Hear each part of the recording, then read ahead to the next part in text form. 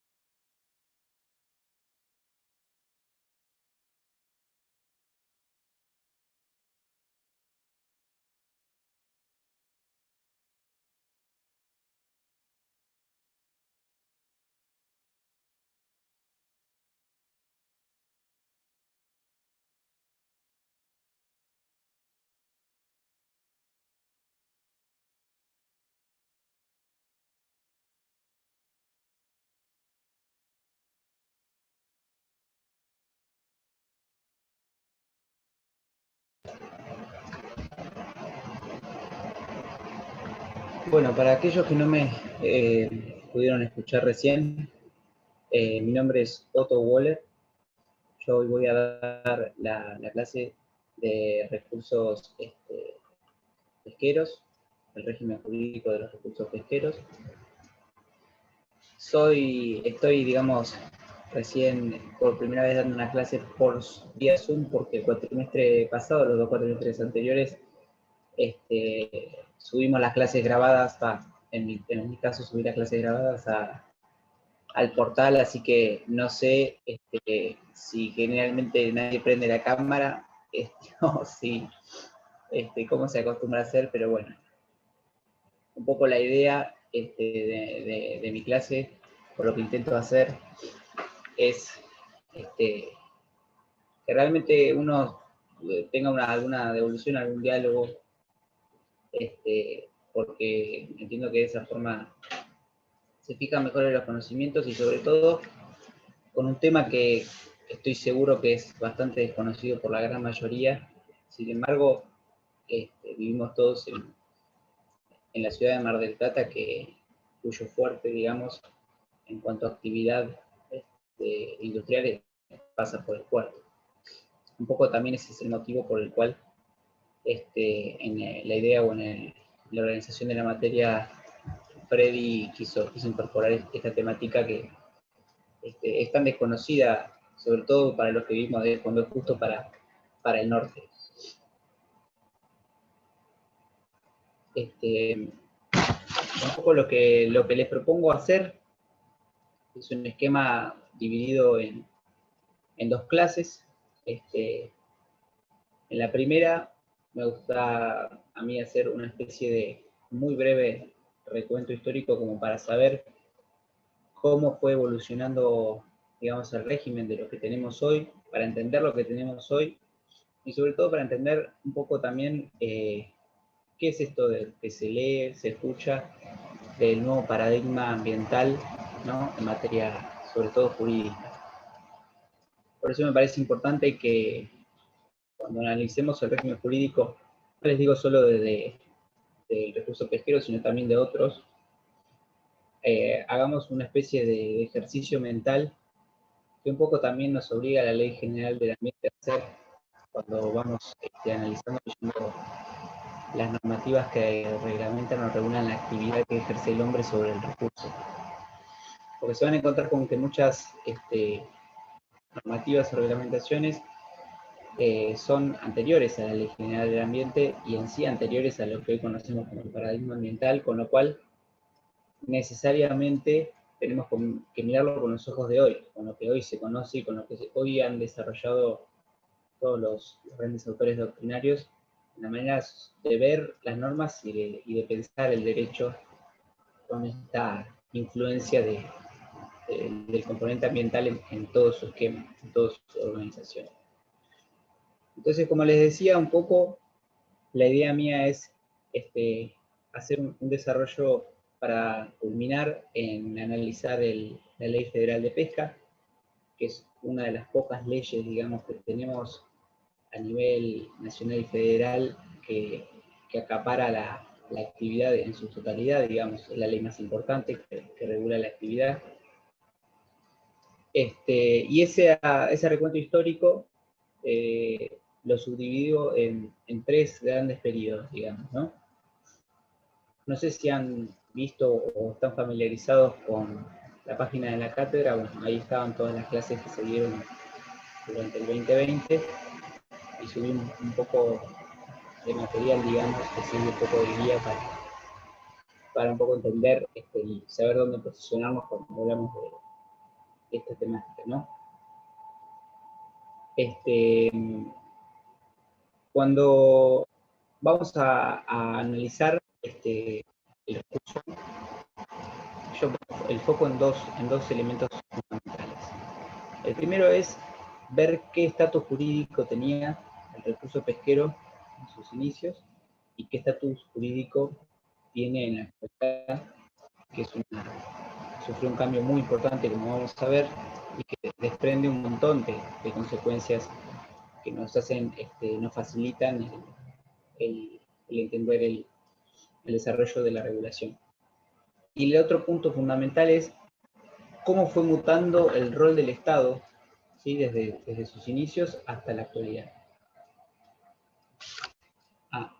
No sé si todos me escuchan bien o se escucha medio bajo ahí en Discord.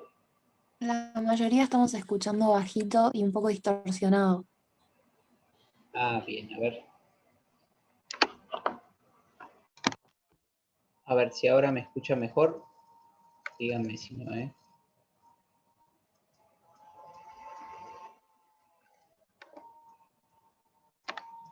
Puede ser que haya...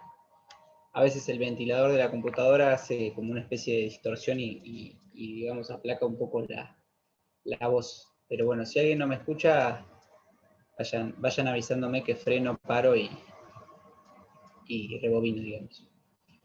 Bueno, un poco lo que les decía es eso. A mí me parece fundamental, primero, trasladarles algo que creo que nunca a uno le preguntan cuando cursa la carrera, que es qué entiende uno por derecho. Y vamos a ver cómo lo vinculamos con este recuento que les propongo que hagamos. Yo entiendo el derecho como una herramienta reaccionaria. O sea, si alguien me preguntase cómo lo definiría en 2 palabras, es esa. Herramienta todos entendemos por qué, porque está creada por nosotros y tiene un fin, un objetivo, que es esto de obtener justamente la paz social y vivir en sociedad. Y una herramienta reaccionaria justamente porque tenemos que ver que el derecho siempre va atrás de los actos del hombre. Muy rara vez encontramos normativas que se anticipen a lo que el humano ya está haciendo, y sobre todo cuando hablamos de actividades que se ejercen en materia de recursos naturales, ¿sí? Generalmente el derecho va queriendo subsanar las cosas que la sociedad demanda porque entiende que son caminos incorrectos, y esta es un poco la función que yo le veo al derecho, y por eso es importante, como les decía, mirar unos años para atrás para ver cómo fue evolucionando. El primer periodo comenzamos con lo que es el Código Civil de Vélez Sarsfield. Allí es como se inaugura, digamos, el estatus jurídico que se le da al recurso pesquero. ¿Qué estatus jurídico tenía este? Bueno, era el conocido, digamos, catálogo de res nullius, ¿sí? Este objeto que es susceptible de apropiación privada, ¿sí? Y pasa a crear un derecho de dominio sobre todo aquel que ostenta ese recurso o ese bien jurídico. Entonces, básicamente, el recurso pesquero era de aquel que se lo apropiaba, y en esta vinculación con el Estado, tenemos que marcar que el rol del Estado era un rol absolutamente ausente o pasivo, digamos, que solo se enfocaba a un tema en particular, que era lo que le interesaba, que era el regir las relaciones entre individuos. Un poco lo que explico, lo que he explicado en las clases, que creo que se entiende mejor de esta manera. Me gusta hacer muchas metáforas, y yo lo veo un poco como que existen 2 agentes arriba de un escenario, que son los particulares y el Estado. Bueno, en este caso el Estado, el rol que cumplía era intervenir en la actividad que tenían esas 2 personas o esas 2 particulares. Fíjense, por ejemplo, ustedes en el artículo 2548 del Código Civil derogado, decía que cada uno de los ribereños tiene el derecho de pescar por su lado hasta el medio del río o del arroyo. Esta norma básicamente apuntaba justamente a regular la actividad para que no haya conflicto entre los 2 propietarios ribereños de un mismo río, ¿no? Separaba las aguas y decía hasta dónde se podía pescar. Sin embargo, como les digo, el enfoque era a regular la actividad.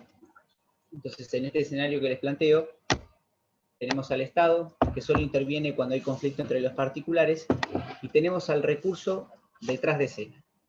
O sea, no había interés en particular ni conciencia en el Estado, en averiguar el estado del recurso, ¿sí? Era simplemente un bien susceptible de ser apropiado por quien tenía los elementos suficientes para hacerlo, y frente a cualquier conflicto entre partes, recién ahí intervenía las autoridades locales, como por ejemplo describía el artículo 2549, que decía que además de las disposiciones anteriores, el derecho de cazar y de pescar está sujeto a los reglamentos de las autoridades locales. Entonces ese era un poco el panorama que teníamos en este primer periodo, muy simple, muy sencillo, y la forma que tenía el Estado de actuar era a través de la aplicación del denominado poder de policía, ¿no? Que no sé si todos están familiarizados con el término, es un término del derecho administrativo, y básicamente es un desprendimiento del artículo 14 de la Constitución Nacional, que habla de la relatividad de los derechos. ¿Sí? En este análisis entre la vida en sociedad y entre las relaciones interpersonales, el Estado cumplía el rol de, a través de su poder de policía, que es ese ejercicio que tiene para relativizar los derechos individuales, intrometerse en las relaciones particulares con el fin último de garantizar la paz social. Simple y sencillamente, el recurso estaba por fuera de la consideración de la ley y por ende también por fuera de la consideración del Estado. Autores como Eduardo Pigretti, que es un reconocido autor de Derecho de los Recursos Naturales, que dio un poco o colaboró para las bases de lo que hoy se conoce como el derecho ambiental y la influencia que tiene, describía este periodo como un periodo que en vez de ser un derecho al uso del recurso que se garantizaba, es un derecho al abuso. Porque justamente al correr el foco en evitar la existencia de conflictos entre particulares y no enfocarse en el recurso en cuestión, no había limitación alguna sobre la explotación del mismo. El derecho cuasi absoluto que digamos, que nosotros, en nuestro sistema, en nuestro ordenamiento jurídico, viene del derecho romano, se aplicaba sobre el recurso en cuestión, con lo cual no respondía de límites ni de forma a la explotación del recurso, y esto tuvo obviamente sus graves consecuencias, como podremos imaginar, ¿no?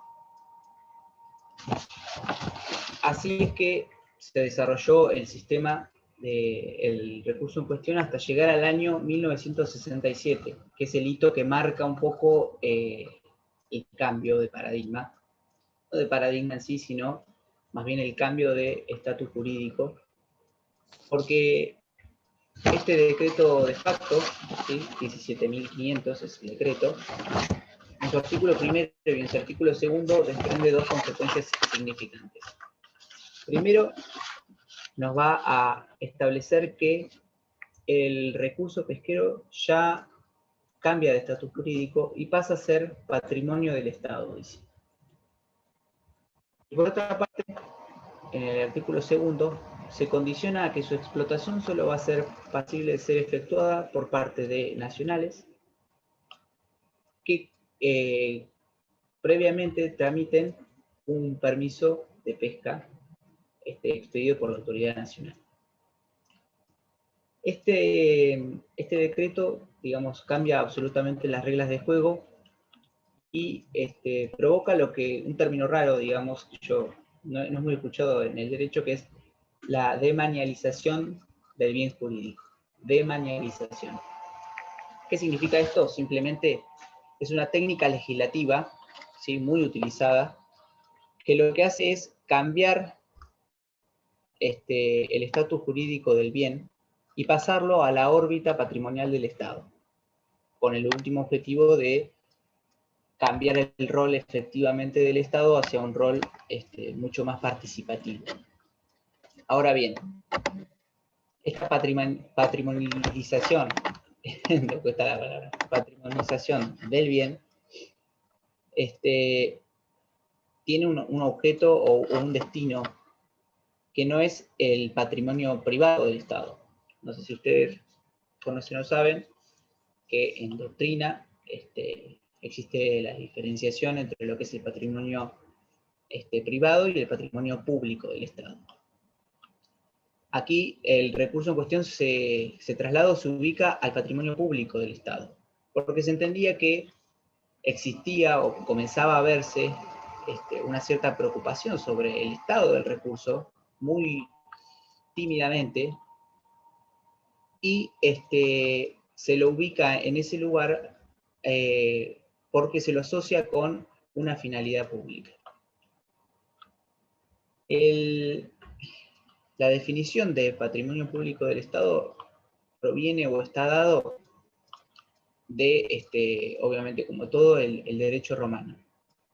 Se crea el patrimonio público del Estado y se lo diferencia del privado porque se entiende que en el mercado de bienes existía la necesidad de separar algunos bienes, ¿sí?, del comercio, de las reglas del mercado justamente, porque estos estaban atados a una utilidad o finalidad pública.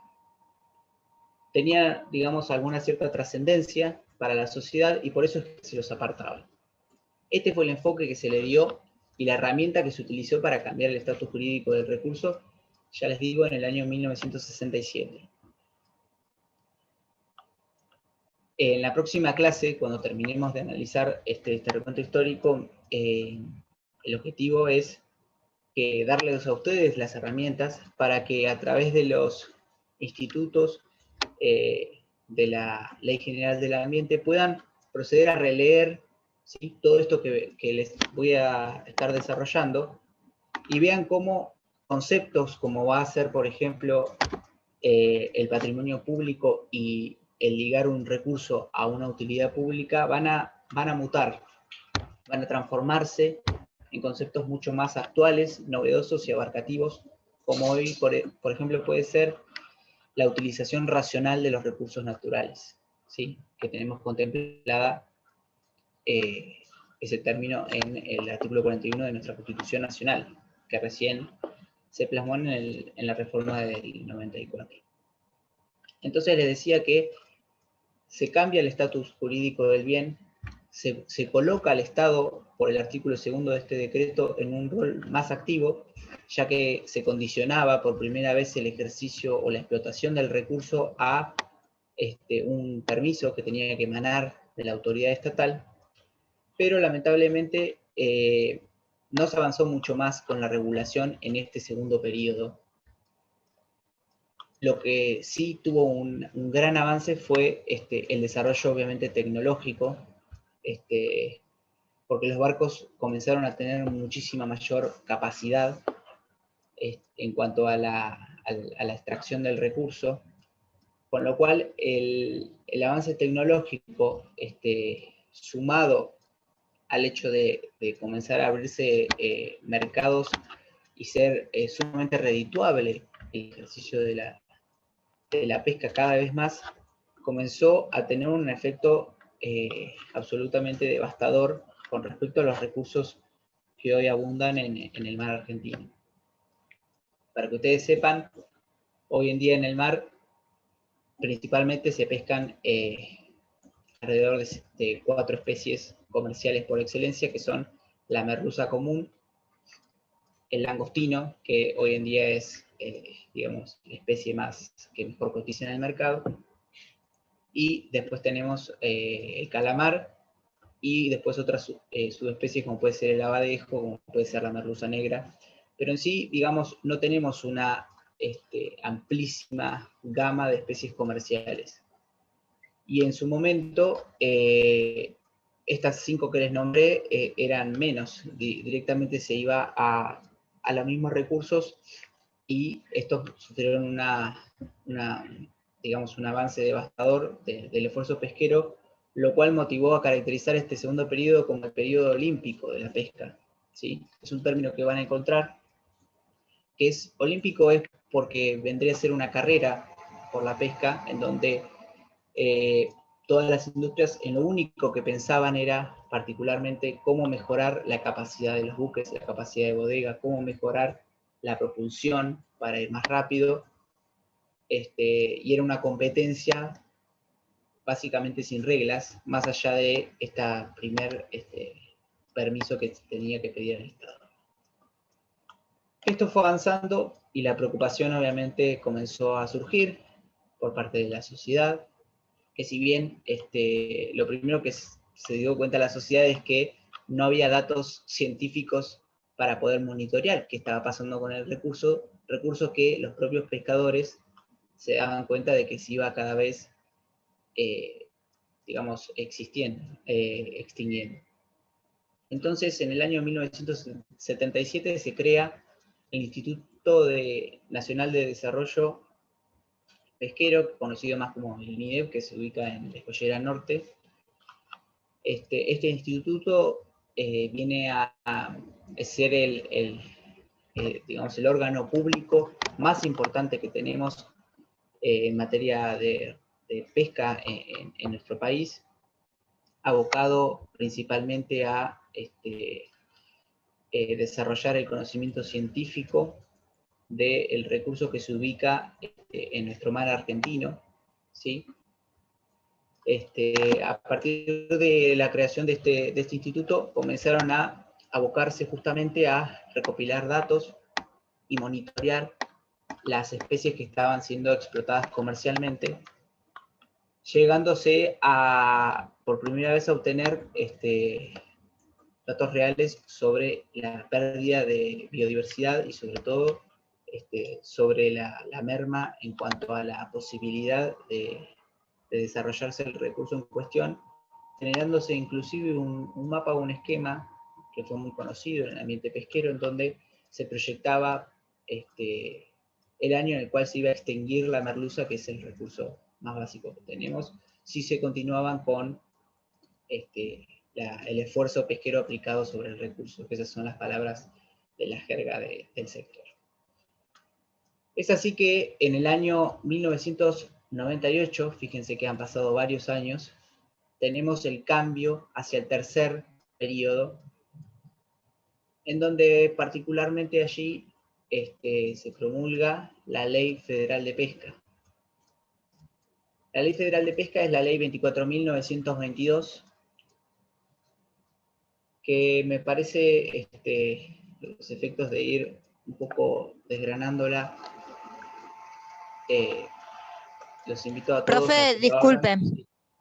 Disculpe, ¿puede repetir el número de la ley?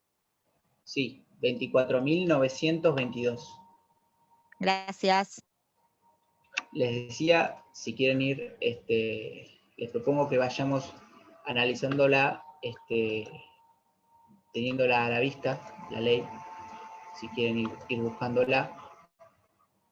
Así un poco les voy comentando cuál es el sistema, esquema, y sobre todo, a mí lo que más me interesa ofrecerles a ustedes es qué es lo que uno hace en la práctica, siendo abogado vinculado a este tipo de actividad, cosa que entiendo que se desconoce y mucho. Bueno, si todos pudieron abrir la ley, les va a facilitar ir siguiéndome la explicación. Primero situémonos en que estamos en el año 98 ya, y ya se ha sufrido la modificación de la Constitución Nacional, y se han incorporado parámetros nuevos, novedosos, que responden efectivamente a lo que Lorenzetti llama el paradigma ambiental.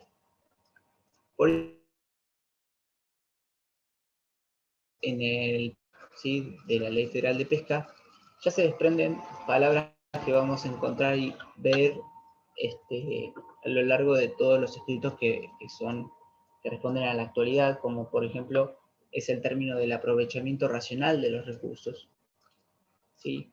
Como por ejemplo es el término sustentabilidad, o también el procurar alcanzar el máximo valor agregado.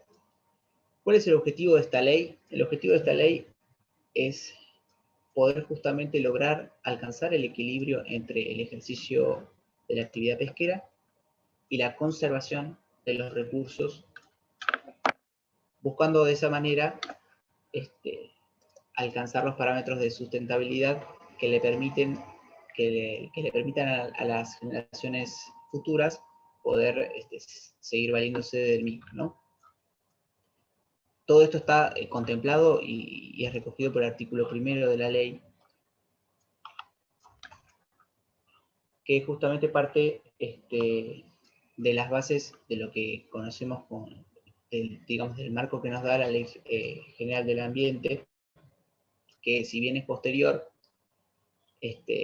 recoge todos estos valores que se fueron desarrollando, sobre todo en la década del 90, y se plasman en una ley marco que nos obliga, como les comentaba al principio, a releer todas aquellas instituciones o leyes sectoriales que se fueron promulgando con anterioridad a su implementación. Siguiendo un poco con el panorama de la ley, vemos que en el artículo 3º y 4º nos va a hablar de lo que es el dominio y jurisdicción. Allí básicamente nos habla, nos describe la reglamentación de lo que vendría a ser el artículo 124 de la Constitución Nacional.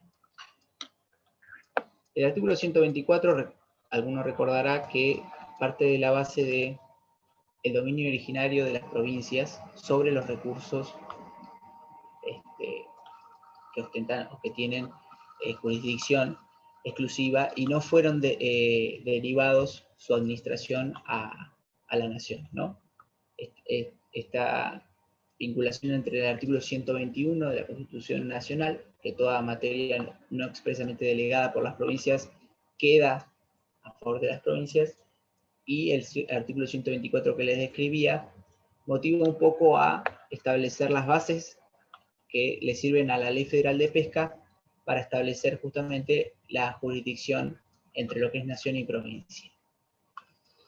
Jurídicamente tenemos que entender que el mar se encuentra dividido de la siguiente forma. Tenemos unas aguas interiores, ¿sí? Las aguas interiores vendrían a ser aguas que se encuentran, digamos, al oeste de la línea de base, ¿sí? O la línea de punto de partida. Estos términos los van a volver a escuchar, pero solo los van a ver en esta materia. Los van a volver a escuchar en Derecho Internacional Público cuando se hable de línea de base o línea de partida. Básicamente la línea de base es la línea de costa, ¿sí? Y las aguas interiores son todas aquellas aguas que, por ejemplo, se encuentran dentro de los golfos que tenemos en el país, siendo que la línea de base se plasma uniendo imaginariamente los dos puntos de la boca de cada uno de los golfos, ¿sí?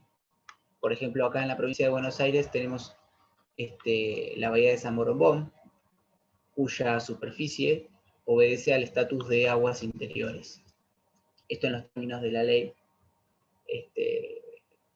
que, digamos, se adopta, a través de la cual se adopta la CONVEMAR, ¿sí? Es una convención internacional sobre los derechos del mar que fue ratificada por innumerable cantidad de países y que dicta un poco la jurisdicción y cómo se desgrana el sistema jurídico de las aguas nacionales de cada uno de los estados.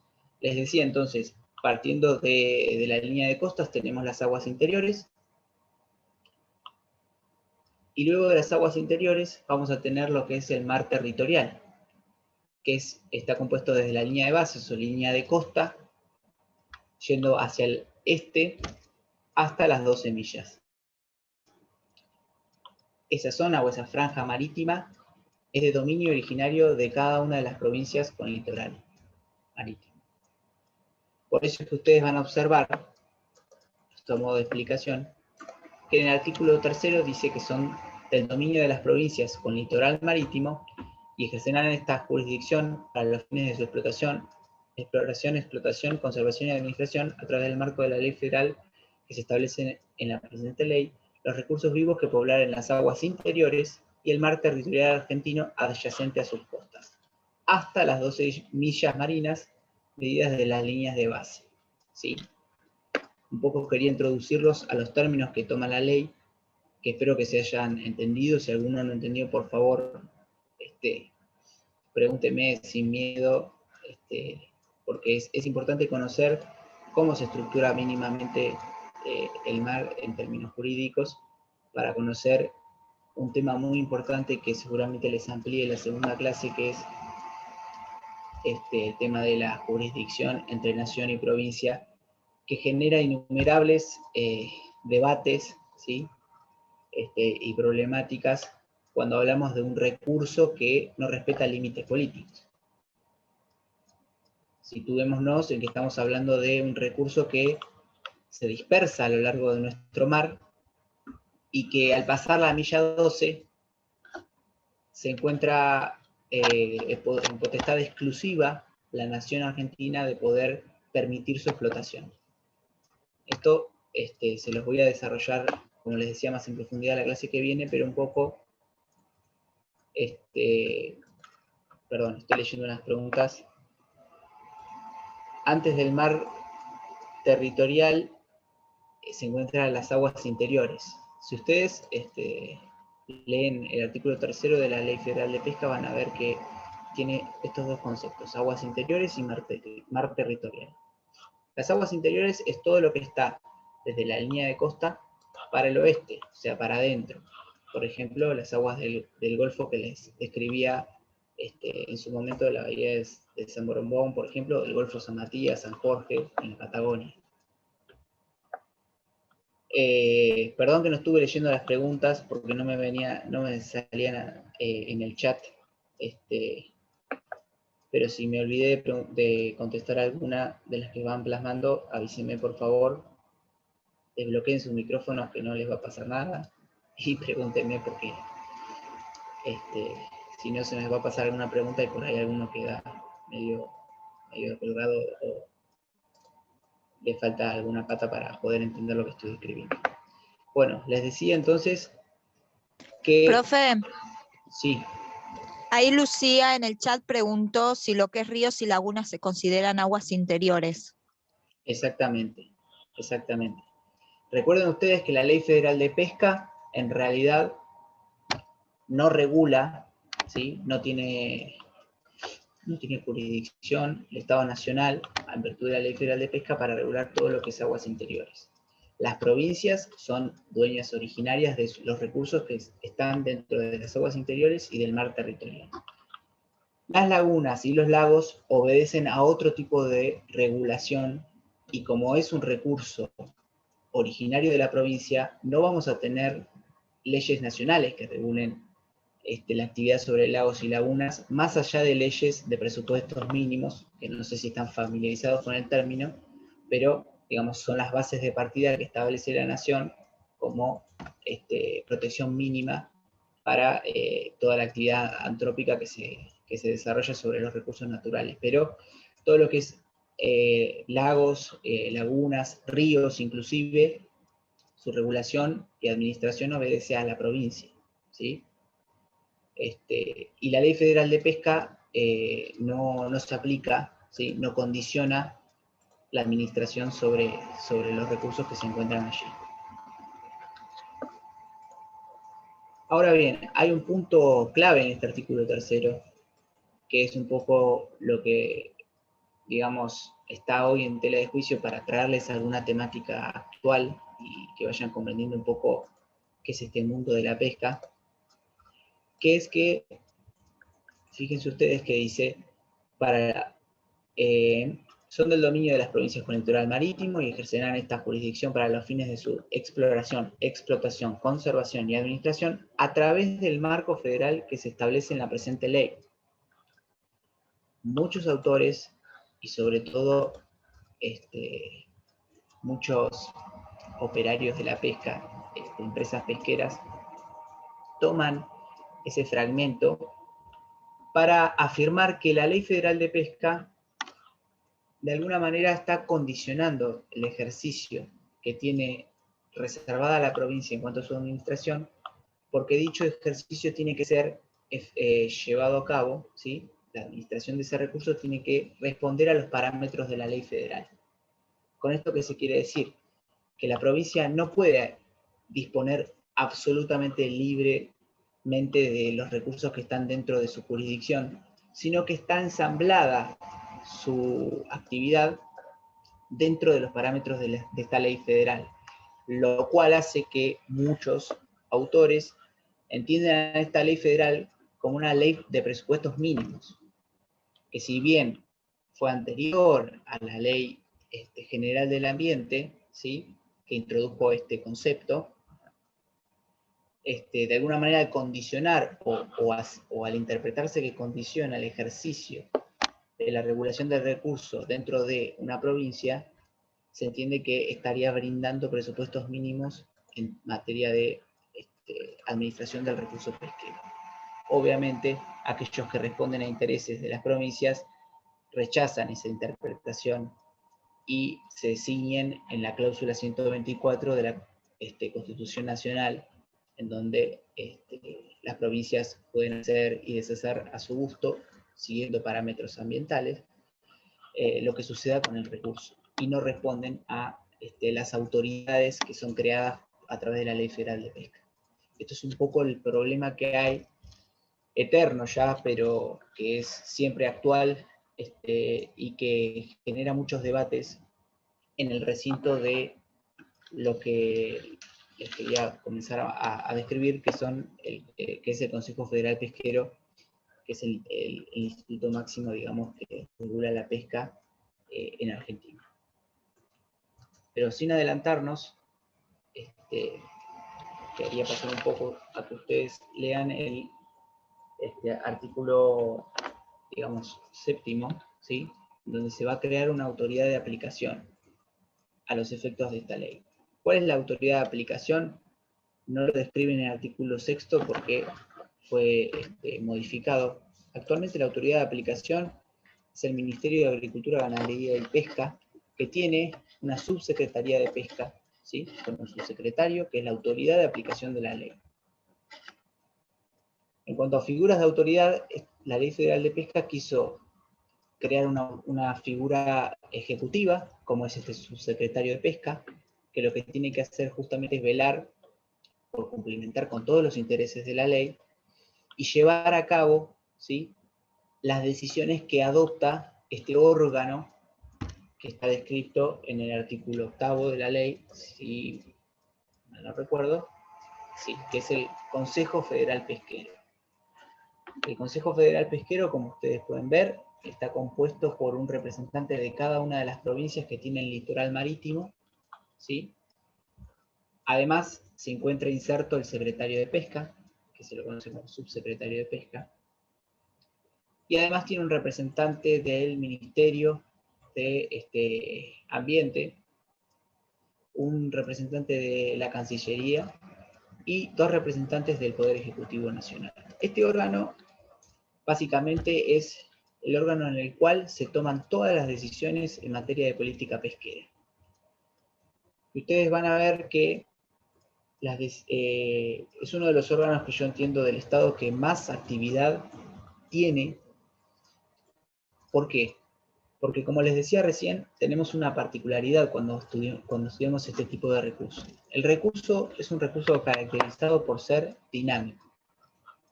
Esto quiere decir que es un recurso que primero es difícil de explotar. No cualquiera puede hacerlo, más allá de tener o no tener un permiso. Es un recurso que, distinto a lo que podría ser la agricultura, por ejemplo, en donde uno, siendo propietario del campo, ejerce un derecho de dominio sobre la propiedad y tiene una serie de reglamentaciones, pero que no obedecen a el estatus jurídico que les comenté que tiene actualmente el recurso pesquero.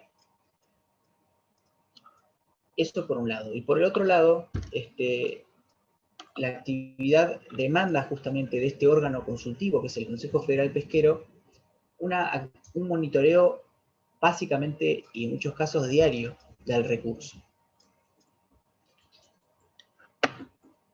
Sin adelantarme, les quería comentar entonces que tenemos la Subsecretaría de Pesca, que es aquella que se encarga de ejecutar todas las políticas y medidas que toma este Consejo Federal Pesquero, y que cuando hablamos de normas o regulación del recurso pesquero, tenemos que conocer que existe la página del Consejo Federal Pesquero, que es cfp.gov.ar,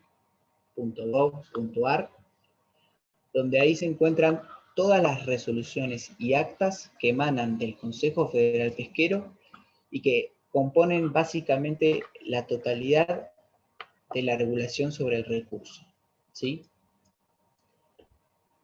Noten ustedes entonces que acá tenemos un esquema que es muy distinto a cualquier otro tipo de recurso. Acá tenemos un órgano estatal, que es federal, ¿sí?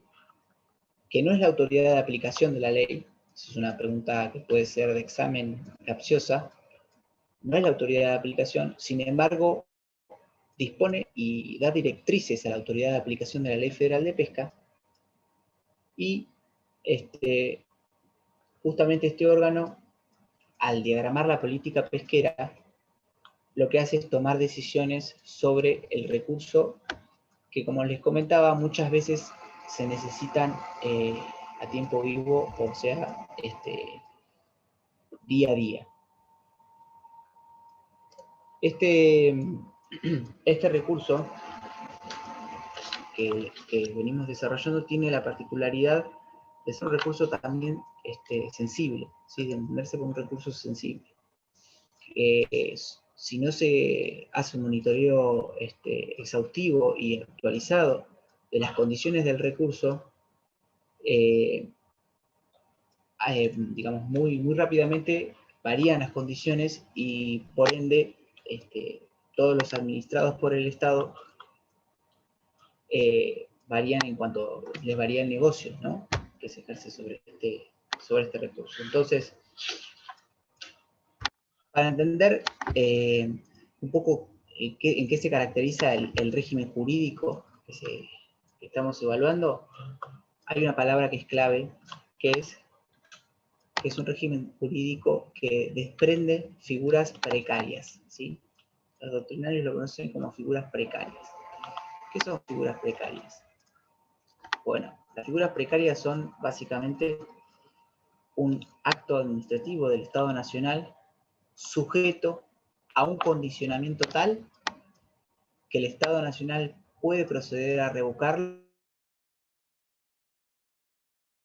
sin ningún tipo de indemnización, por ende, sin ningún tipo de derecho adquirido generado al administrado, ¿sí? Recuerden ustedes que los recursos pesqueros son del patrimonio público del Estado, y por ende el Estado es aquel que habilita a los particulares a Profe, poder proceder. Sí, ¿puede sí, repetir Diego. por qué es una figura precaria? No me quedó claro. Es una figura precaria. Figura precaria se le llama a los actos que emanan del Estado y que regulan el recurso pesquero. Así lo llaman los doctrinarios, entre ellos Catalano, por ejemplo.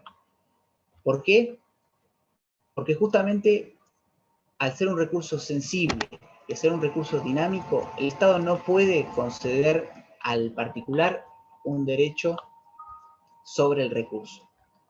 Por ejemplo, vamos a un caso práctico que me parece que se va a entender mejor.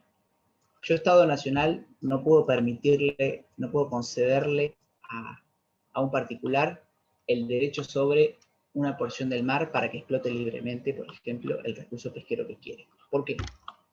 Porque yo, como Estado Nacional, a raíz de los principios del artículo 41 de la Ley General del derecho a un ambiente sano y del uso racional de los recursos, tengo que velar porque esa explotación no esté afectando el recurso en cuestión.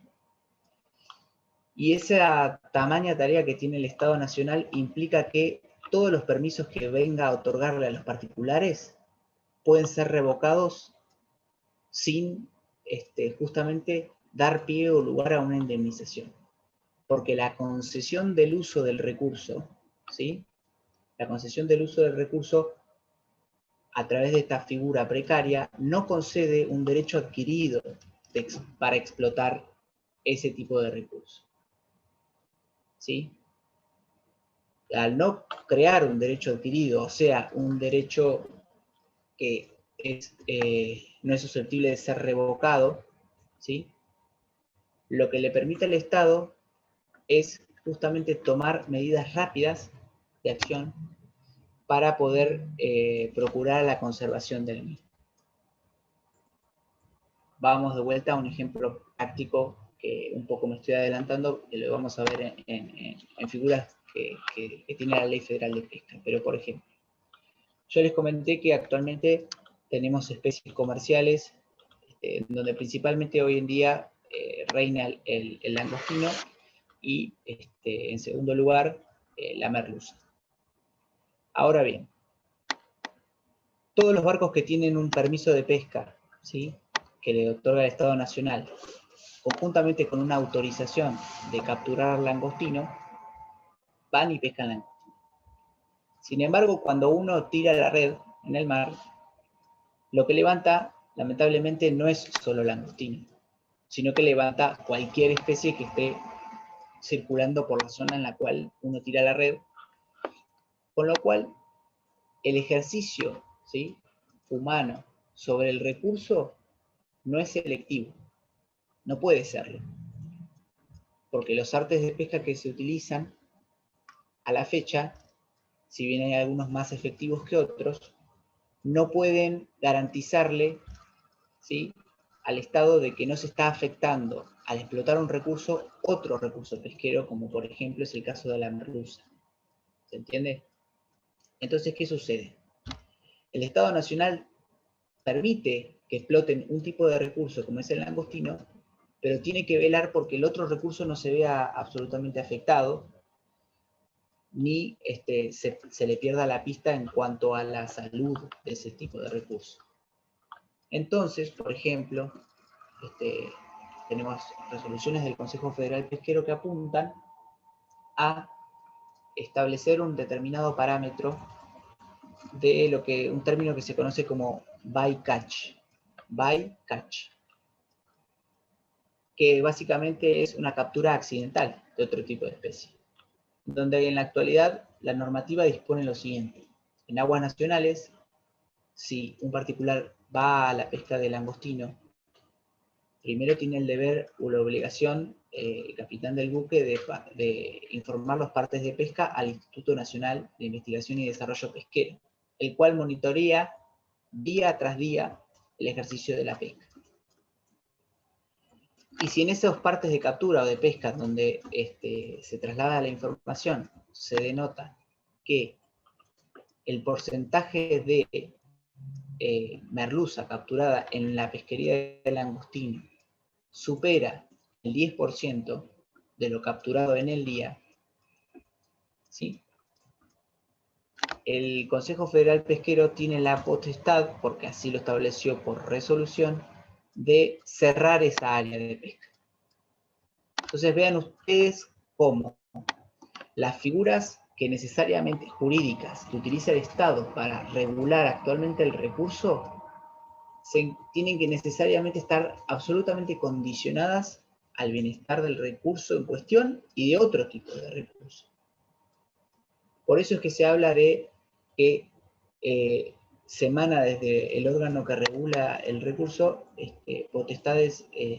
regulaciones flexibles, absolutamente, o su sinónimo jurídico es precarias, porque partiendo de este estatus jurídico del recurso se habilita su uso siempre y cuando no se proceda a afectarlo de forma tal que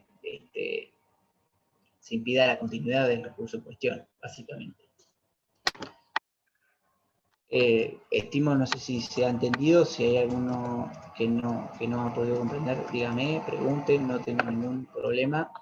Seguimos con los ejemplos prácticos para que se entienda mejor, pero me parece que ese es el ejemplo más gráfico de por qué el Estado acude a este tipo de figuras para poder proceder a regir y monitorear, en este caso día tras día, el estado del recurso en cuestión o el estado del recurso que es afectado por la pesquería de otro.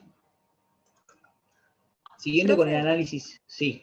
Perdón, ¿puede volver a repetir cómo era? Anoté bycatch, pero no estoy segura que se escriba así. Sí, lo voy a escribir en el chat por si es un término inglés, ¿no? Estamos familiarizados. Traducido, como les decía, es la captura incidental de un recurso.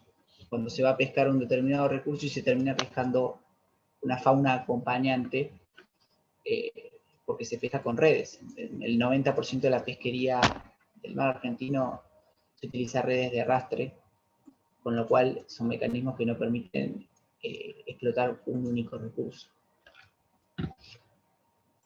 Les decía, Siguiendo con el análisis de la Ley Federal de Pesca, vamos al capítulo 6, que habla de investigación, artículos 11, 12 y 13.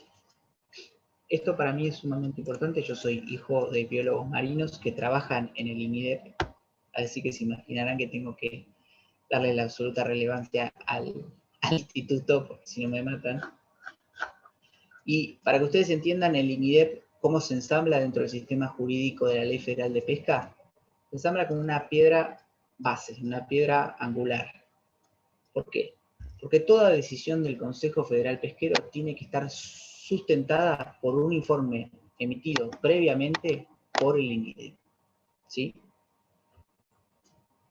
Este sistema es un sistema que mismo adoptó en su momento la CONVEMAR, cuando habla de un término que es muy conocido, que es datos científicos fidedignos, ¿sí? Si cuando les toque estudiar a aquellos que no la rindieron Derecho Internacional Público y analicen la CONVEMAR, van a ver ese término repetido muchas veces. Es justamente apuntar a que cuando se aborde la regulación de un tipo de recursos, siempre se haga un análisis previo del mismo, ¿sí? Nunca se vaya por detrás del recurso, sino de alguna manera anticipándose del recurso, ¿sí? Y cuando se adopta una decisión, que ésta sea convalidada por el instituto que monitorea y que permite efectivamente la pesca de ese recurso en cuestión. Ahora bien, ¿qué alcance tiene los dictámenes del INIDEP? Bueno, los dictámenes tienen un mero alcance consultivo. O sea, esto quiere decir que si el INIDEP no aconsejase que se abra a la pesquería de determinado recurso, eso, en términos jurídicos o teóricos, no bastaría para que el Consejo siga la misma línea. El Consejo puede abrirla por otros términos, porque recuerden ustedes que el desarrollo sostenible, que es la línea sobre la cual se sienta la Ley Federal de Pesca, tiene 3 ejes o 3 patas: el eje económico, el eje social y el eje ambiental. El Consejo Federal Pesquero tiene que obedecer a esos 3 parámetros, necesariamente. Obviamente va a ser raro el caso en el cual el INIDEP desaconseje la apertura de la pesquería de determinado recurso porque entiende que está en una zona roja, digamos, se encuentra demasiado afectado, y el Consejo aún así abra las aguas.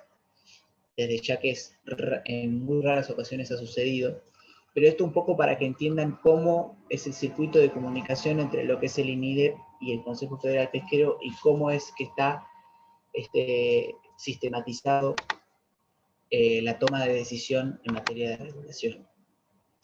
El INIDEP aconseja y el Consejo resuelve, y a su vez el subsecretario de Pesca, que es la autoridad de aplicación, ejecuta, ¿sí? Ese es un poco el sistema y el diálogo que se tiene. Y seguramente en la clase que viene les voy a comentar un poco de dónde parte esta línea y el por qué se crea un instituto para la toma de decisión de la administración de un recurso, de dónde viene esto, y por qué lo veo absolutamente provechoso. Y es más, les diría que lo veo como un déficit que se tiene en la administración y la regulación de otro tipo de recursos, en los cuales no hay un órgano consultivo que monitoree el recurso en cuestión, sino que es el mismo Estado el que se encarga de otorgar permisos, por ejemplo, para la deforestación, ¿sí? Y no se instaura un organismo que hace un análisis previo. Pero todo esto vuelve a obedecer a lo que ya les he comentado, que es el dinamismo, esta característica de que el recurso es sensible y dinámico. Lo cual hace que pasemos, siguiendo la Ley Federal de Pesca, al capítulo 7, que habla de la conservación, la protección y la administración de los recursos vivos marinos. Fíjense ustedes que en el artículo 17 se encuentra contemplada esta potestad base que tiene el Consejo Federal Pesquero, que justamente dice: la pesca en todos los espacios marítimos bajo jurisdicción argentina estará sujeta a las restricciones que establezca el Consejo Federal Pesquero con fundamento en la conservación de los recursos, con el objetivo de evitar excesos de explotación y prevenir efectos dañosos sobre el entorno y la unidad del sistema ecológico. Entonces, lo que acá está haciendo la ley es otorgarle la facultad al Consejo Federal Pesquero para condicionar el ejercicio de la pesca, ¿sí? Que es todo esto que les venía explicando, que se da a través de estas figuras conocidas como actos jurídicos precarios o flexibles. El artículo 18 ya se adentra a lo que se conoce como un límite cuantitativo, ¿sí? Previo a mencionarles este artículo, quiero hacerles o facilitarles a ustedes, si son como yo, que hacen cuadros sinópticos, dos grandes grupos. Tenemos los límites cuantitativos y los límites cualitativos dentro de lo que es la administración de las pesquerías a nivel nacional. Los límites cuantitativos los van a ver reflejados, por ejemplo, en el artículo 18, que habla de la captura máxima permisible. ¿Qué es la captura máxima permisible? La captura máxima es justamente un valor por toneladas que se calcula anualmente. Este cálculo lo hace el INIDEP, ¿sí? Y es el máximo que se va a poder pescar de determinado recurso durante ese año, ¿sí? Es el límite en toneladas. La captura máxima permisible actualmente se estipula para los recursos que se conocen como recursos cuotificados. Los recursos cuotificados son aquellos recursos que tienen una protección mayor y que se les ensambla, ¿sí?, un nuevo condicionamiento al ejercicio de la pesca, que es la existencia de una cuota transferible de captura. Vamos a retroceder para que se entienda mejor. Cuando hablamos de límites cuantitativos, lo que estamos clasificando son aquellos condicionamientos que están en la Ley Federal de Pesca y que parten de la base de cuánto se puede pescar. Los límites cualitativos obedecen a figuras que están en la Ley Federal de Pesca y que responden a la pregunta de cómo se puede pescar. Entonces, partiendo de la base del límite cuantitativo, tenemos como ejemplo la captura máxima permisible, que está estipulada en el artículo 18, les decía. Es un cálculo que hace el INIDEP en base al monitoreo de la biodiversidad, de la biomasa del recurso. Estas son palabras muy técnicas, está bueno anotarlas, que no se escuchan en ninguna rama del derecho, ni las van a volver a escuchar, se los garantizo. Estas son de las clases que uno dice, cuando surge alguna pregunta en la calle, después dice, yo tuve una clase que algo decía sobre esto, porque después no se ve en ninguna parte de toda la carrera. Les decía entonces, esta captura máxima permisible es ese número de cuánto se puede pescar sobre determinado recurso. Ahora, alguno puede preguntar, ¿se establece la captura máxima sobre todos los recursos que habitan en el mar? No. La respuesta es no, definitivamente. Primero, el INIDEP particularmente se aboca a todas las especies comerciales. Especies comerciales son las que tienen algún rendimiento económico, ¿no? Obviamente, si ustedes me preguntan, ¿erizos de mar se pescan? No. Entonces, se monitorean y desconozco si se hace, pero si se hace es no de la forma en la cual se monitorea un recurso que tiene rendimiento económico. Y a su vez, de los que tienen rendimiento económico, ¿todos tienen captura máxima permisible? La respuesta de vuelta es no. ¿Cuáles son los que tienen captura máxima permisible? Solo aquellos que están bajo el régimen de cuotificación. Las cuotas transferibles de captura es otro ejemplo que tenemos como límite cuantitativo, ¿sí? que lo van a encontrar reflejado particularmente en el artículo 27 de la Ley Federal de Pesca, y que básicamente es un cálculo, ¿sí? Las cuotas es un cálculo o una porción, ¿sí?, de esa captura máxima permisible que se le permite pescar a cada embarcación. Entonces, tenemos una captura máxima permisible para todas las embarcaciones que se abocan a la pesca de tal recurso. Por ejemplo, la merluza común es una de ellas. De ese número, de esa captura máxima permisible, surge un porcentaje, ¿sí?, que va a ir destinado a cada uno de los buques que tienen un permiso de pesca y que pueden ir a pescar ese tipo de recursos.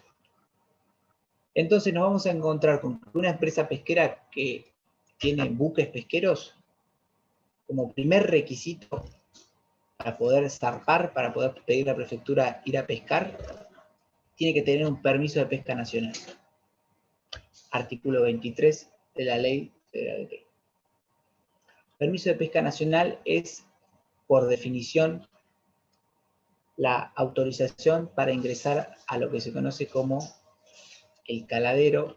Básicamente es la autorización para poder ir en busca de un recurso en nuestro mar argentino.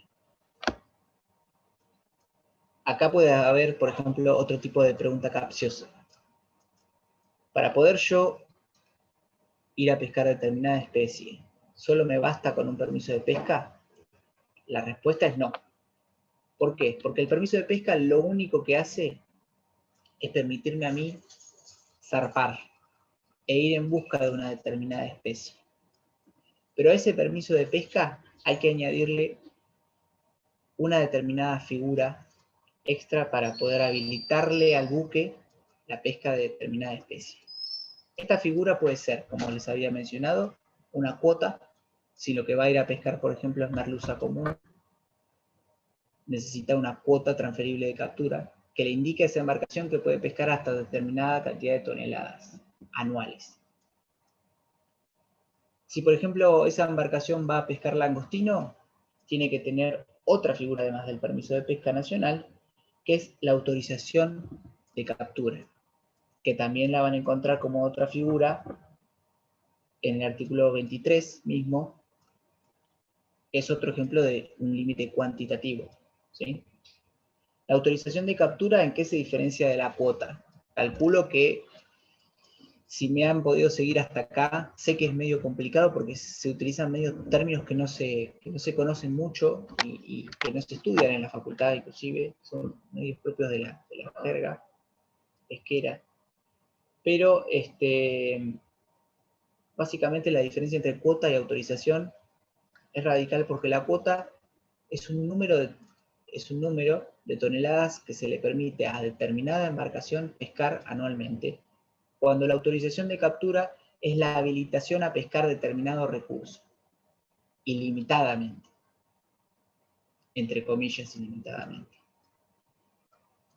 Porque, como vamos a ver, esto se contrasta con los límites cualitativos que abarcan, digamos, a cómo se puede pescar. Ya les voy a describir. Entonces, no sé si me pudieron seguir hasta acá. ¿Hay alguna pregunta puntual que esto es medio particular o un poco se hace una ensalada uno cuando empieza a mirarlos? Bueno, si nadie quiere hablar o no hay dudas, perfecto, sigue. Una pregunta. Sí. ¿La autorización de captura, entonces, es ilimitada? Sí. Sí, bien. A mí me encanta ir tirándoles las respuestas a las potenciales preguntas de un multiple choice. Bien. Esta es una, por ejemplo. Bien. La autorización de captura es ilimitada. Ahora, se va a ensamblar esa autorización de captura con un límite cualitativo para limitarte, en definitiva, la pesca. ¿Sí? Y ahora vamos a ver cuáles son. Un último ejemplo de límite cuantitativo. Profe, Sí. profe, yo tengo una duda. La otra pregunta que habías dicho posible de parcial, que era algo de competencia. ¿La podrías repetir? Sí. Algo de la A ver, posible, secretaría era. sí. Posible de parcial, en todo esto entre comillas, yo creo que si a mí me consultan qué preguntas pondría en el parcial, serían estas, pero no lo decido yo, chicos, así que conmigo, tómenlo con pinzas lo que les digo, para que no se lleven un disgusto después de que digan, pero no me apareció ninguna de las que dije. Bueno,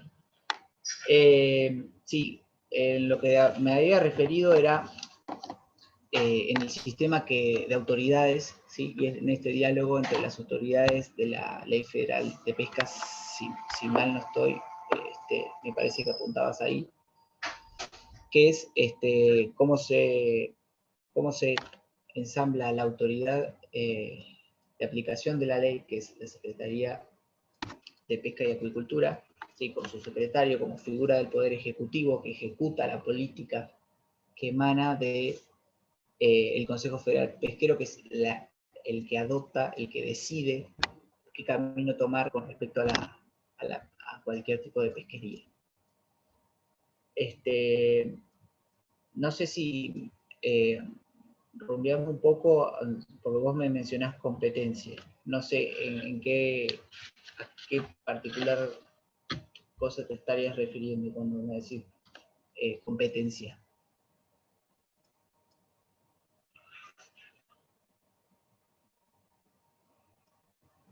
Profesor, Sí, entonces el órgano que, digamos, que toma todas las decisiones en la materia pesquera, digamos, es el Consejo Federal Pesquero. así es, exactamente. Vas a ver, las facultades están en el artículo 8 de la Ley Federal de Pesca, ahí están todas las facultades que tiene, y vas a ver muy fáciles las diferencias con respecto a las facultades que tiene la autoridad de aplicación, ¿sí? Perdón, María o Julieta, no sé cómo te dicen, me quedé pendiente la respuesta a tu pregunta. ¿A qué hacías Sí, referencia? se trabó, creo. Sí, sí. No, que yo había notado también lo del consejo, pero vos habías mencionado lo de la secretaría como una, y después la pregunta, y ahí me había mezclado. ¿Cuál era la posible para ahí pregunta de parcial? Sí, yo creo lo que mencioné con respecto a eso me parece que tiene que ver no con el juego entre la autoridad de aplicación, que es la Secretaría y el Consejo, sino más bien con el INIDEP, que una pregunta puede ser si los dictámenes que emanan del Instituto Nacional de Investigación y Desarrollo Pesquero son vinculantes o no lo son, y qué competencia tiene, en definitiva, el instituto. Reitero, sepan ustedes que el INIDEP lo único que tiene que hacer, que no es chiquita tarea, es aconsejar sobre el estado del recurso partiendo de la base científica, porque son biólogos científicos los que trabajan allí, del monitoreo que hacen día a día del recurso. Pero meramente aconseja al consejo justamente, y es el que, escuchándolo, toma una decisión. Como les comentaba, puede apartarse de la decisión, de lo que aconseje el INIDEP, porque justamente el Consejo tiene que velar por las tres patas del desarrollo sostenible y no solo por la pata ambiental. Recuerden ustedes que hay miles de puestos de trabajo en juego vinculados a la explotación de un recurso en cuestión, con lo cual, en algunas circunstancias, medidas extremas, hay que tomar medidas que quizás no respondan a parámetros ambientales, pero sí a parámetros sociales, ¿no? Y está facultado el Consejo a adoptarlas. No sé si vengo siendo muy tedioso, me dicen también, son menos cuarto, no quiero tampoco abrumarlos porque sé que, digamos, incorporo a su cabeza, que ya debe estar cargada de otras materias, términos que son medios extraños, medios raros, y uno dice, ¿cómo me los voy a aprender? Pero la idea es que ustedes se lleven un panorama de cómo se estructura la Ley Federal de Pesca y el por qué tenemos hoy esta ley y este sistema y cómo fue evolucionando y cómo fue reaccionando el derecho, ¿sí?, a los problemas que se vieron vislumbrando a lo largo de la historia de la explotación del recurso. Fue un recuento histórico muy escueto y muy rápido, ¿no? Bueno, les decía entonces que tenemos límites cualitativos también. ¿Qué son estos tipos de límites cualitativos? Es la manera en la cual se va a ejercer la pesca. Ejemplos de límites cualitativos tenemos, por ejemplo, en el artículo 7º, inciso E, ¿sí?, que habla de la facultad de la autoridad de aplicación a disponer áreas y épocas de veda. Hay algo fundamental que tienen que conocer ustedes, que tenemos en el mar argentino la veda más grande del mundo sobre un determinado recurso, que es el recurso de la merluza común. Les comenté que sobre todo antes de la existencia del INIDEP, un recurso absolutamente sobreexplotado, que llegaba casi al ritmo de su extinción. Y eso provocó tomar medidas urgentes y se instauró una veda que con el paso del tiempo fue creciendo. Cuando hablo de veda, hablo de una superficie del mar argentino en la cual no puede ejercerse la pesca sobre el recurso en cuestión, ¿sí? En este caso, merluza.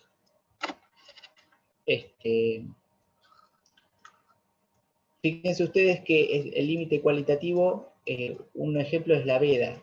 La veda pesquera, obviamente es lo que trae más problemas y discusiones en los ámbitos, en los foros pesqueros, porque son las restricciones o limitaciones absolutas a poder pescar un determinado recurso. Y lo que me interesa que sepan es que puede haber vedas espaciales y temporales. O sea, puede haber vedas en determinados espacios del mar argentino y a su vez por un determinado límite de tiempo. La veda que les comenté, que es la veda más grande del mundo con respecto a un recurso en cuestión, es una veda fija, ¿sí? No está condicionada al paso del tiempo. Pero sí existen vedas temporales, donde se abren por un determinado tiempo las pesquerías, la habilitación a pescar en determinado sector, y por producto de épocas, por ejemplo, que responden a actividad biológica, como por ejemplo épocas de desove, ¿sí?, de los peces, se cierran por un determinado tiempo. A su vez, las vedas pueden ser, como les decía, fijas o móviles, inclusive. Pueden estar en un espacio determinado o pueden ir abriéndose y cerrando justamente con el paso del monitoreo diario del recurso.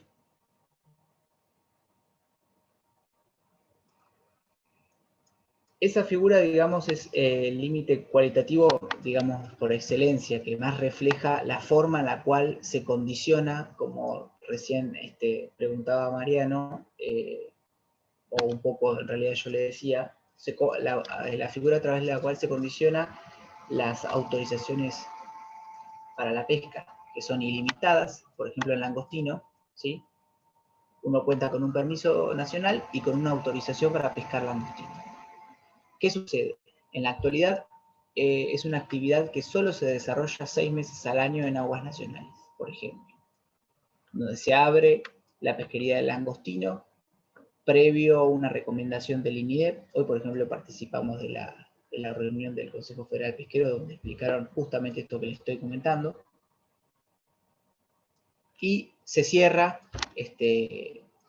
más o menos por el mes de noviembre, se cierra la pesca para volver a abrirse recién en el mes de junio. De noviembre y diciembre se cierra la pesquería. Otras figuras que ejemplifican este grupo de límites cualitativos ya no las van a encontrar dentro de la Ley Federal de Pesca, sino que las van a encontrar ya en las resoluciones del Consejo Federal Pesquero, que se abocan a administrar específicamente el recurso. Ejemplos, les doy varios. Por ejemplo, La reglamentación de las artes de pesca es un límite cualitativo, ¿sí? Que responde a cómo se tiene que pescar. Yo les mencioné un poco el problema que es un problema de la actualidad y de todo el mundo con respecto a la pesca incidental o accidental de especies, producto del arte de pesca de la red de arrastre, en donde uno va a pescar determinada especie y termina pescando otra. Y eso genera muchas complicaciones y es una problemática a nivel mundial que todavía a la fecha no hay una solución que se haya encontrado que realmente vislumbre un panorama mejor al que tenemos, ¿no? Pero uno de los caminos adoptados por el Consejo Federal Pesquero es obligar a los administrados a que utilicen determinados tipos de redes que fueron desarrolladas, digamos, por el INIDEP y también en conjunto por particulares, por empresas particulares, que aumentan el nivel de selectividad del recurso en cuestión. Este es un ejemplo claro de un límite cualitativo, en donde el Consejo Federal Pesquero le va a decir a determinada empresa, bueno, en realidad el conjunto de empresas que explotan una determinada especie, que obligatoriamente tienen que usar un arte de pesca en particular que garantiza un nivel de selectividad mayor que otro. ¿Sí?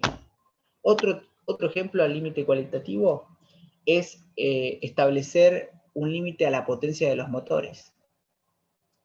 Las embarcaciones no pueden ser, digamos, libremente fabricadas ni importadas, sino que tienen una serie de limitaciones en cuanto a su tamaño.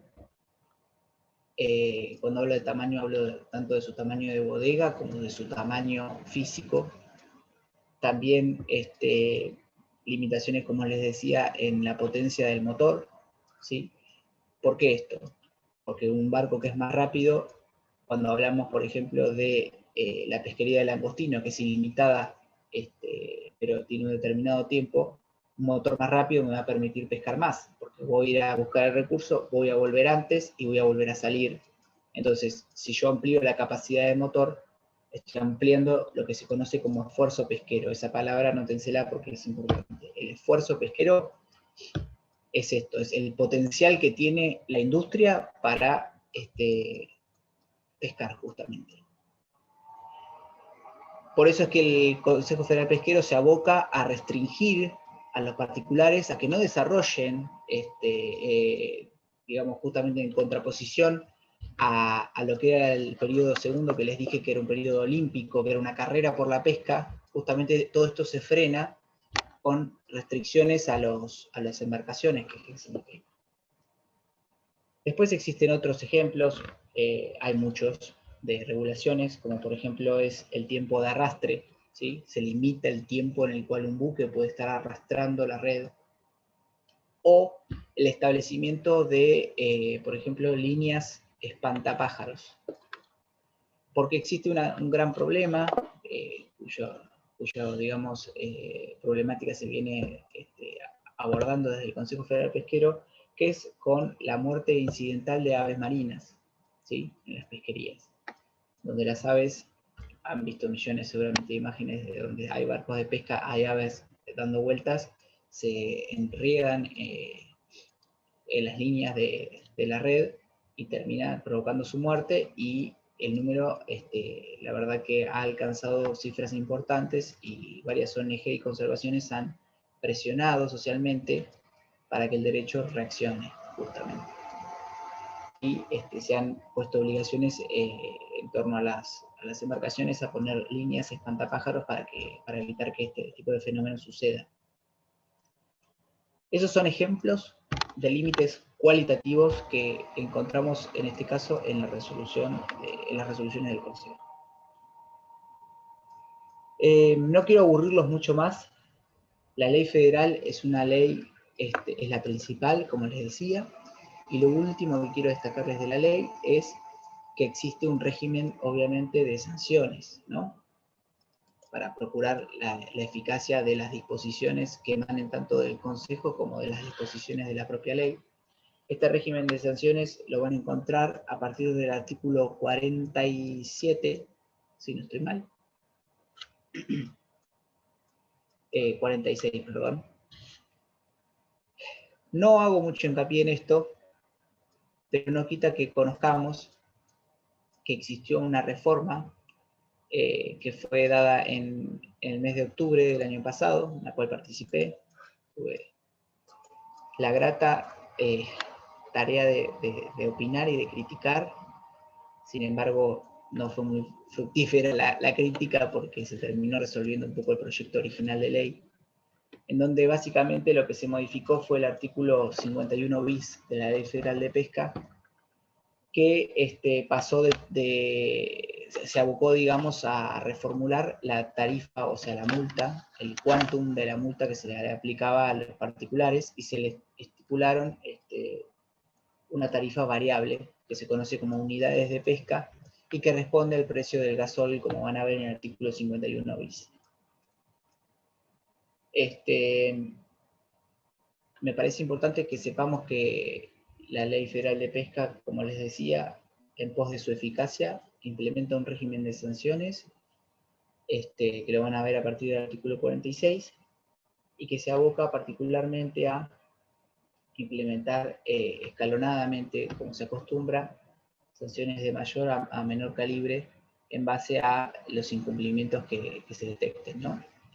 Incumplimientos varios, que pueden ser desde no informar los partes de pesca, cuando se pesca y no se informa, digamos, lo que se está haciendo, se está evadiendo del control y monitoreo del Estado. Esa es una de las sanciones más graves que puede percibir un administrado. Bueno, y en definitiva, muchos más. 4 minutitos finales. Quería aprovechar, bueno, primero les agradezco el haberme escuchado. Como verán, no tengo una amplia edad, pero ya hace 3 años que estoy dando clases que me permitieron el espacio en la cátedra. Yo soy abogado de la empresa Solimeno, que está ubicada en Juan B. Justo y Triunvirato, y les quería comentar muy brevemente qué hago yo día a día, porque creo que es algo que algunos profesores pecan cuando dan sus materias y termina todo el régimen de cuatrimestre y uno dice, bueno, pero ¿qué salida laboral tengo yo con estas herramientas que vos me das? Bueno, el ámbito pesquero no es un ámbito muy abierto, como lamentablemente sucede en Argentina y creo que en otros países también, pero si uno logra entrar es un ámbito sumamente interesante porque, como les comentaba, tiene una regulación muy específica que pocos conocen y que si uno se destaca realmente puede hacer la diferencia en un mar de profesionales que salimos, digamos, con la estructura de hacer daños y perjuicios o juicios laborales. Lo que yo hago particularmente es hacer todo tipo de presentaciones frente al Consejo Federal Pesquero y responder a las demandas que tiene la subsecretaría a través de sus reglamentaciones con respecto a este monitoreo constante de las empresas. Por ejemplo, desde tareas sumamente administrativas como pueden ser declaraciones juradas sobre la potencia de los buques, solicitudes de renovaciones de permisos, porque sepan ustedes que los permisos no son ilimitados en su tiempo, sino que los permisos pesqueros tienen un límite, como lo van a ver en el artículo 23, y requieren de una renovación. Eso en base a tareas administrativas. Después resulta interesante la reformulación, por ejemplo, de los proyectos pesqueros. Esas son tareas muy específicas en donde, por ejemplo, si la empresa a la cual uno representa construye un buque, se le tiene que plantear al Consejo Federal Pesquero qué va a hacer con los permisos de pesca de los buques que actualmente tiene, porque no se pueden seguir construyendo buques por estas limitaciones que les comento. No se puede ampliar el esfuerzo pesquero, con lo cual el número de buques tiene que ser un número finito y se tiene que suplantar uno con otro, o 2 con 1, por ejemplo. Entonces, a partir de eso se tiene que hacer todo un esquema de proyecto de reformulación que se presentan y se trabajan para garantizar a la empresa que el buque que compre o el buque que construya va a poder salir a la pesca canjeándolo de alguna manera, si se quiere ver así, por alguna embarcación que tenga obsoleta o que tenga un rendimiento menor, por ejemplo. Tareas son varias las que puede ejercer el abogado. Muchas se vinculan con la materia de quiebras y concursos. Hay muchas empresas que se van a la quiebra con sus respectivas embarcaciones, con sus permisos de pesca, con sus empleados, y las empresas más grandes van tratando de hacerse de los permisos de pesca que les permitan ir aumentando su capacidad o su esfuerzo, en la cual ahí uno tiene que meterse como abogado de la empresa en los concursos y las quiebras, por ejemplo, para hacer una puja de precios para adquirir la embarcación o adquirir los activos de la embarcación. Activos son los que les estuve describiendo a ustedes, como permisos de pesca, cuotas transferibles de captura, autorizaciones de pesca. Todas estas figuras que permiten a uno pescar son catalogados como activos y son muy valiosos, obviamente, inclusive más que las propias embarcaciones, porque como tenemos un número limitado de embarcaciones, no se pueden seguir haciendo o ampliándolo. Lo que vale más son los permisos o autorizaciones que se les pueden transmitir de embarcación en embarcación. Bueno, no quiero interrumpirlos más en sus quehaceres y en sus preocupaciones diarias, y bueno, les agradezco mucho haberme escuchado. Espero que haber sido claro en los conceptos. La idea es que en la próxima clase veamos la figura de la Ley General del Ambiente y cómo releemos el recuento histórico que hicimos y la propia Ley Federal de Pesca. Hablarles de dos fallos que, por un lado, demuestran la tarea de un abogado que sabe del régimen de los recursos pesqueros, y por el otro habla y define bien el estatus que estuvimos charlando. Y después comentarles temas de actualidad, temas que se debaten continuamente y temas que pueden ser tranquilamente objeto de un trabajo práctico, por ejemplo, un trabajo de investigación académico, que están hoy en día mismo, bueno, que van a estar en el Congreso con nuevas sanciones de leyes, etcétera, y me parece que eso es entretenido de escuchar, y quizás alguno de ustedes se enganche con los temas y pueda seguirles la pista y generar un trabajo de investigación si les gusta la pata académica que aborde este tipo de temáticas. Pero bueno, les agradezco mucho, como les dije, y nos vemos el martes que viene, ¿sí? Gracias, profe, muy buena clase. Profe, Gracias. el martes Chao, que gracias. viene es el examen. ¿Perdón? El martes que viene es el examen. Es el examen, tenés razón, sí. Quedé descolgado. Será el otro martes, entonces. Ya les digo, eso es básicamente es bajar a la práctica lo que estuvimos viendo y vincularlo con los parámetros ambientales. Pero lo grueso está en esta clase en torno al régimen, su evolución y conocer un poco los institutos de la Ley Federal de Pesca que les describí, para darle algún panorama de lo que puede llegar a venir.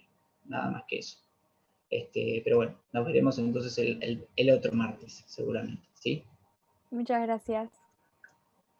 No hay de qué. Gracias. Hasta luego. Chao, gracias, profe.